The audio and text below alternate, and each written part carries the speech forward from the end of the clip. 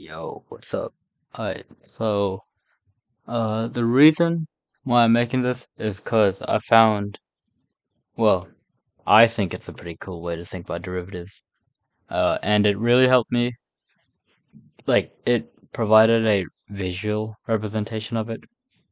And, I mean, Dr. Huffman just, I don't know, not the best visual representation person. Uh, so, uh, the way the way to actually think about what a derivative is, well, it's just the derivative is just the slope at any given point. Um, and actually, let's begin with just basic algebra. And so if you have x and y plane, and you have a function that looks like that, and we can just call this function f of x, pretty standard. And then if you want to find the slope of this function, it wouldn't really be that hard to do. We know what to do. We would just calculate rise over run, right? So let's give this function some points. This can be 1. This can be 2. Same over here.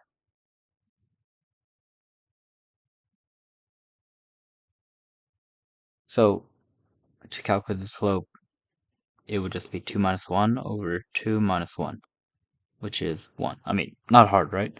So this just says that for each y it increases by 1 x value. For each y value it increases by, which is 1, it increases by 1 x value also. That's not hard.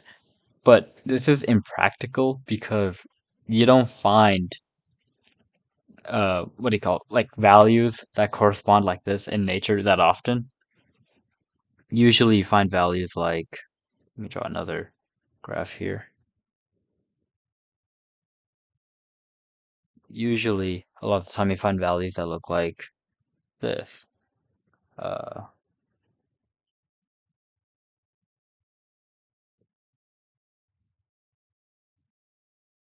that look like this, okay? And it's just not probable to find like straight, nice whole number values. A lot of times they're gonna be curvy or jagged like that, or like this, or like that. And if you want to find the slope of those points, you cannot use the rise over run method because, okay, let's just see what would happen if we were to use it. And we can use the same example as we did in the other graph. So you would have 2 here, 1 here, 1 here, and 2 here. And if we want to calculate the slope, it would be 2 minus 1 over 1 minus 2, negative 1, right? Yeah. Um, so, but the, the slope of of the red line, is not negative 1, obviously. Because negative 1 would be like that. So if you're going to find the slope of, let's just say, a point here, you cannot do the rise over run method. Um, so what you would actually want to do is find the derivative of it. Um, so derivative, like I said, is just the slope at any given point, at any given time.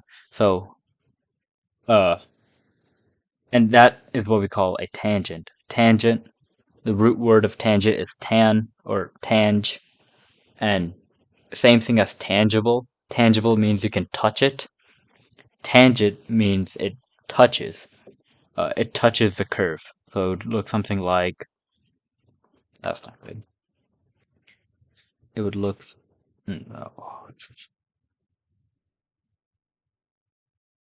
it would look something like this. Close enough. You understand what I'm saying? Like the slope of this point touches the actual curve. So if you want to find the slope of the purple line, the slope of the tangent, um, you can't use rise over run because you only have 1 point to go off of. To use rise over run, you need 2 points. You only have 1 point here. So it doesn't really work. But if you can imagine let me zoom out.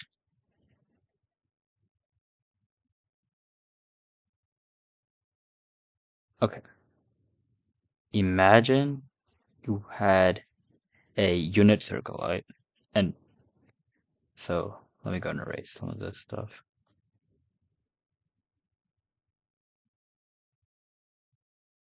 Imagine you had a unit circle. So you had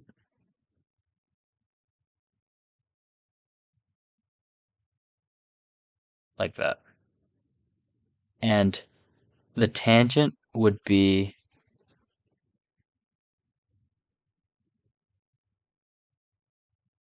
this line right here. You see how it touches at this point, just like how it does up here on this graph. It touches right here. It touches the unit circle also. Now, again, like I said, there's only one point here, so you can't calculate rise over run. But if you had 2 points, then you could. So if you have a bunch of lines that go across like this,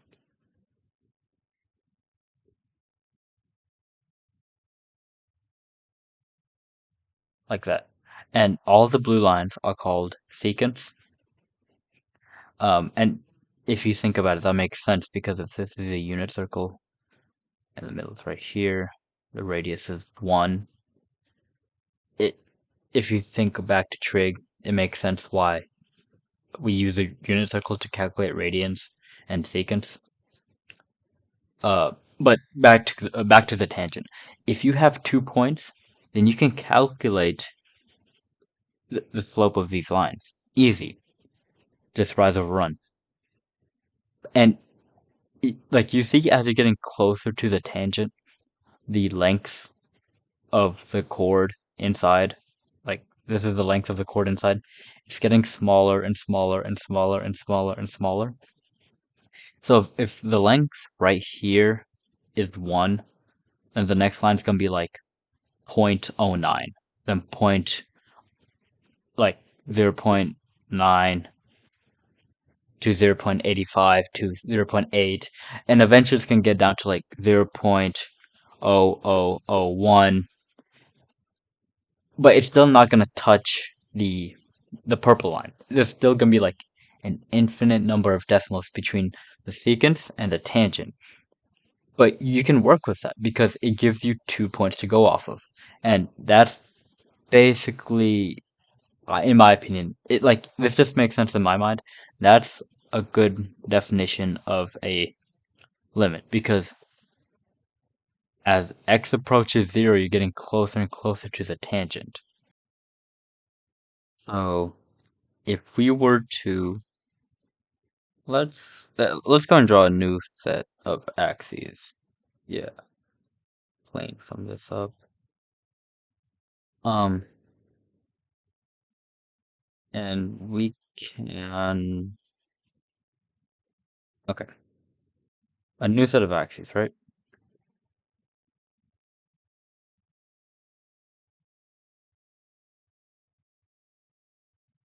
Actually, let's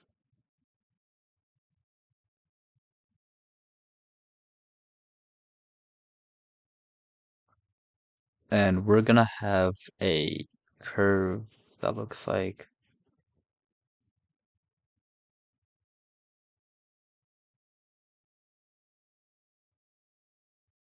oh, perfect. There we go.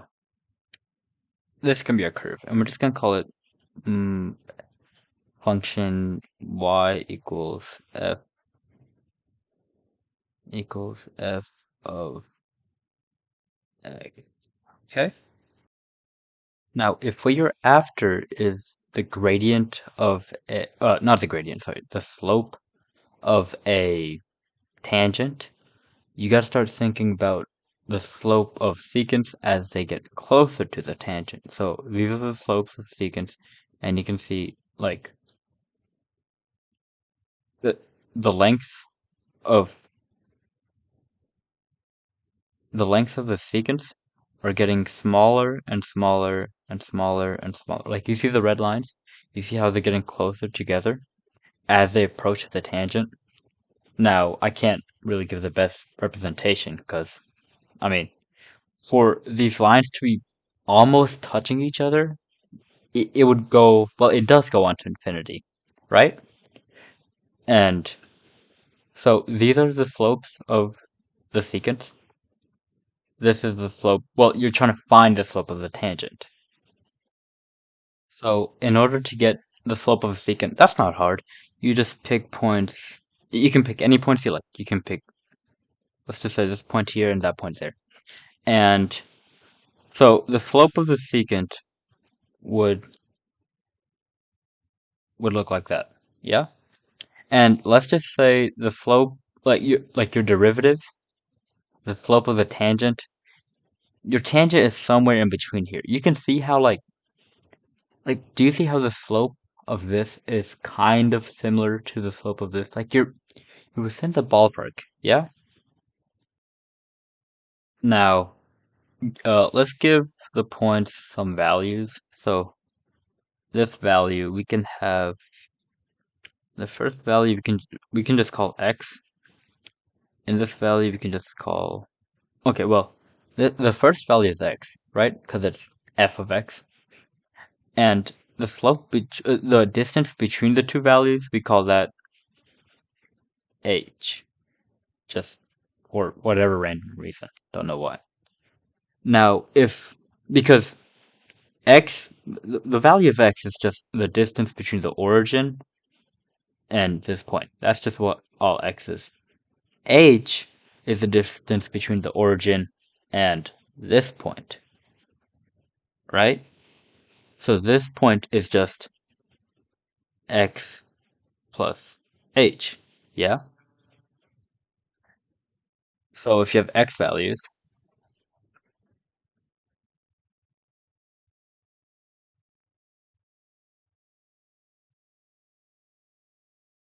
if you have x values, you're going to need y values, right? So let's hold up, I tabbed out by accident.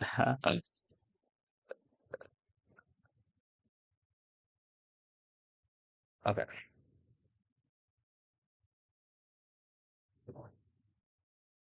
So we have x values, we're gonna need y values. So we can just call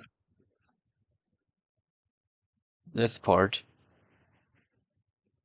right here, we can call this part f of x, right? Because it corresponds to x.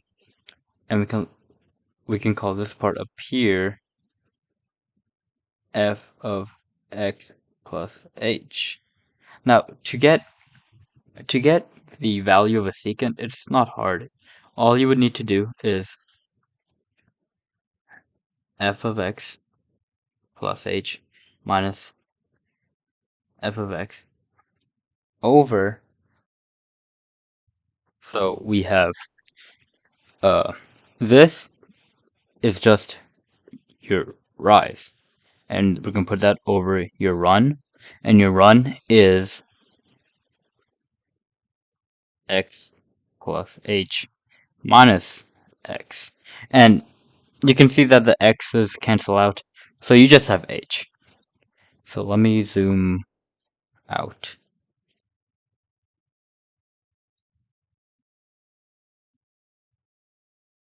And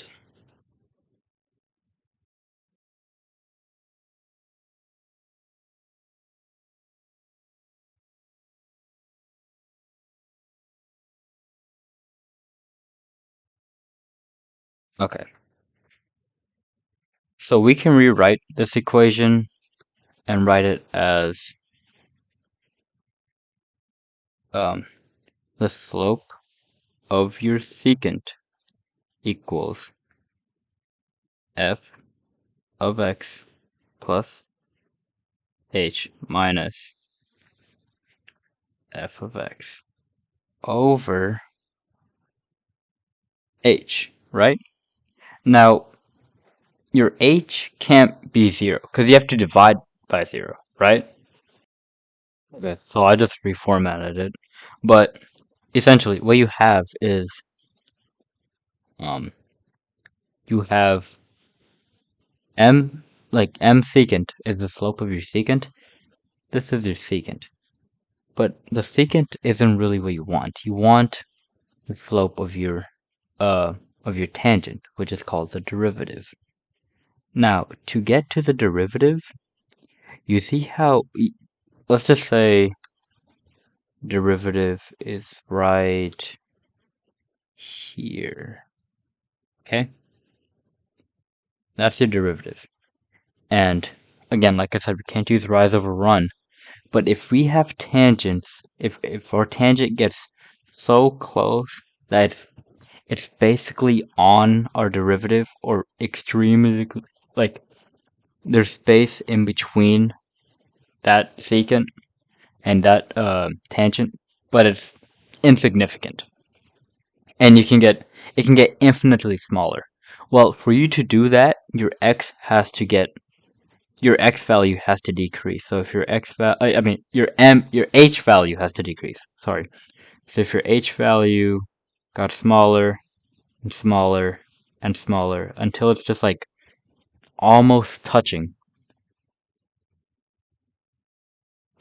your h would go to 0, but your h can't be 0 because you have to divide by h, and you can't divide by 0. So what you would say is, just give me the limit of h, which would be, so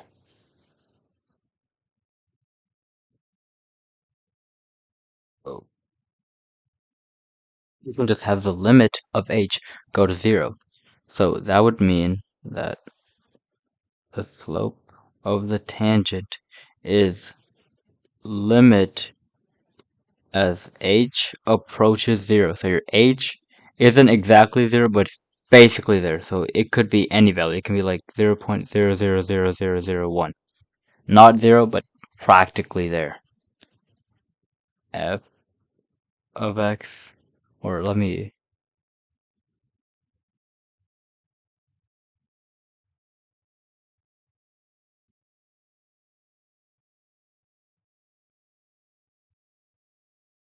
So you see how majority of the portion of the slope of your derivative is just the secant. It's just as your secant gets like almost infinitely small, then you get the slope of your tangent. And another way of writing that is dy over dx, because that's delta y. So delta just means change over the change in x, another notation of writing it. But so if your secants get instantaneously small, then you'll eventually have a pseudo tangent as h goes to 0.